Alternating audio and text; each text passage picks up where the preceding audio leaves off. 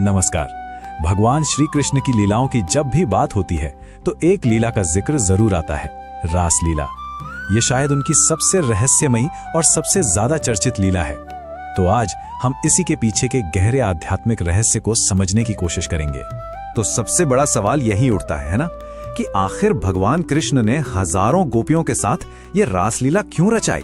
क्या ये बस एक नाच गाना था या फिर इसके पीछे कोई बहुत ही गहरा आध्यात्मिक राज छुपा हुआ है? चलिए मिलकर इस रहस्य से पर्दा उठाते हैं। देखिए, एक बात तो हमें सबसे पहले समझनी होगी, रासलीला कोई आम घटना नहीं थी। ये सिर्फ एक डांस, एक नृत्य, इससे कहीं ज्यादा, बहुत ज्यादा बढ़कर थी। इसके पीछे एक ऐसा गहरा आध्यात्मिक रहस्य है जिसे आज हम परत दर परत खोलने वाले हैं। तो फिर इस रहस्य को समझने की शुरुआत कहां से करें?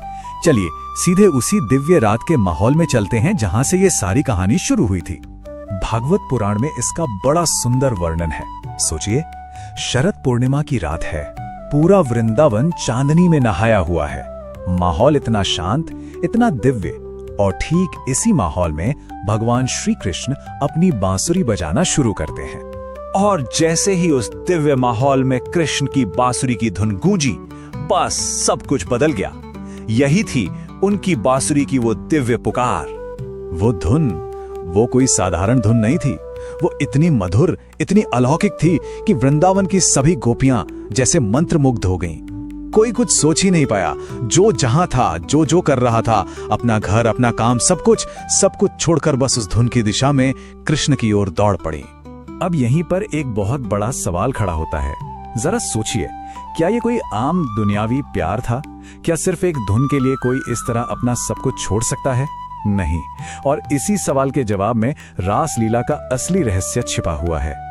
और जवाब को समझने के लिए हमें गोपियों के प्रेम और जो हम दुनिया में प्रेम देखते हैं, जिसे हम सांसारिक प्रेम कहते हैं, उसके बीच का फर्क समझना होगा।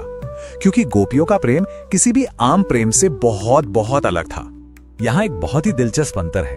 देखिए, जो दुनियावी प्यार होता है वो अक्सर उम्मीदों पर, स्वार्थ पर टिका होता है ना? एक तरह का लेन देन कि मैंने ये किया तो मुझे ये मिलेगा। लेकिन गोपियों का प्रेम वो निष्काम था। मतलब उसमें सिर्फ और सिर्फ समर्पण था। कोई शर्त नहीं, कोई मांग नहीं। ये बात इस फर्क को और भी साफ कर देती है। उनके प्रेम में कोई उम्मीद थी ही नहीं। वो कृष्ण से कुछ मांगने के लिए नहीं दौड़ी थी। वो तो बस कृष्ण के साथ रहना चाहती थी। यही तो थी उनके प्रेम की असली शुद्धता। और ऐसा क्यों था? इसकी सबसे बड़ी वजह थी गोपियों की नजर, उनकी दृष्टि। वो कृष्ण को सिर्फ एक सुंदर नौजवान के तौर पर नहीं देख रही थी। नहीं, वो उन्हें अपने परमात्मा के रूप में देख रही थी। और इसीलिए उनके लिए वो बांसुरी की पुकार असल में परमात्मा की ही पुकार थी। चलिए अब थोड़ा और गहराई में उतरते हैं और इस लीला के अंदर जो आध्यात्मिक संकेत छुपे हैं, जो सिंबल्स हैं, उनको समझते हैं। रासलीला की सबसे कमाल की, सबसे अद्भुत बात जानते हैं क्या थी? वो ये कि कृष्ण एक ही समय पर हर एक गोपी के साथ नाच रहे थे। हर गोपी को लग रहा था कि कृष्ण सिर्फ उनके साथ हैं। इसका आध्यात्मिक मतलब बहुत गहरा है। इसका मतलब है कि परमात्मा हर एक भक्त के साथ पर्सनली, व्यक्तिगत रूप से जुड़ सकते हैं। वो हर उस दिल में मौजूद हैं जो उन्हें सच्चे मन से, सच्चे प्रेम से याद करता है। अब बात करते हैं दूसरे प्रतीक की, कृष्ण की बांसुरी। कभी सोचा है बांसुरी में ऐसा क्या खास है? देखिए, एक बांसुरी अंदर से पूरी तरह खोखली होती है, खाली होती है। ये प्रतीक है एक ऐसे मन का जिसमें अहंकार नहीं है, ईगो नहीं है। और जब कोई इंसान अपने मन से अहंकार और स्वार्थ को बाहर निकाल देता है ना, तभी परमात्मा उसके जीवन में अपने दिव्य धुन बजा पाते हैं।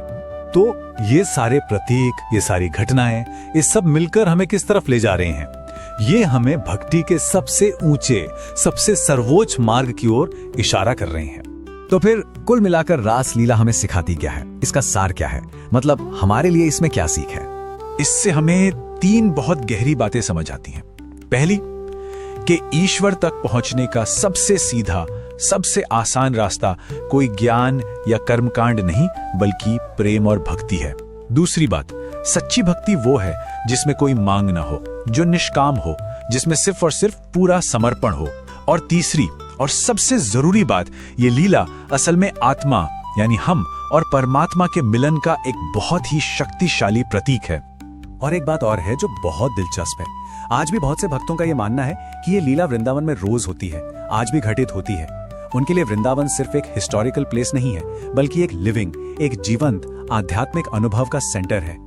तो अंत में एक सवाल के साथ इसे छोड़ते हैं। ये सोचने जैसा है कि क्या ये दिव्य लीला आज भी जारी है? क्या आत्मा और परमात्मा का वो मिलन, वो नृत्य हमारे अंदर भी हो सकता है?